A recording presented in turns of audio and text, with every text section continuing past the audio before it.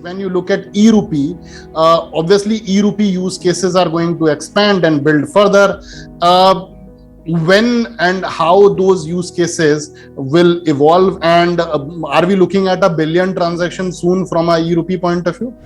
Everything could be a voucher, right? Because everything, right now what you're doing from your in day-to-day life, just imagine from petrol, from to fuel, to your food, to your kids, your anything is a currency which is going out somewhere, right?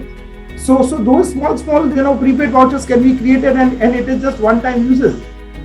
Where let's assume that you will have a scenario today. What happens that 1,000 rupee e-voucher or e-rupee that you get, if you don't use that 1,000 completely, let's say you use only for 200, 800 goes back.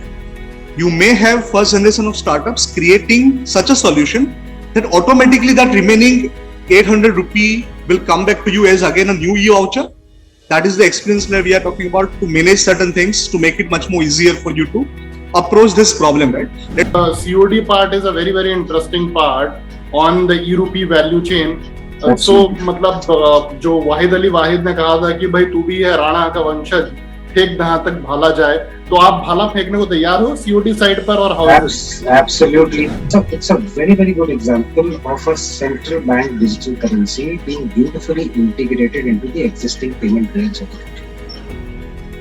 So essentially what this does is that it opens up a plethora of use cases that can typically happen, whether it is on the government side or whether it is on the business side. The best part of e-rupee itself is a leak-proof, tamper-proof, cashless and contactless, which are the problems with the paper, right? Paper-based currency, where we see even if the paper where it is being kept, right? We don't know.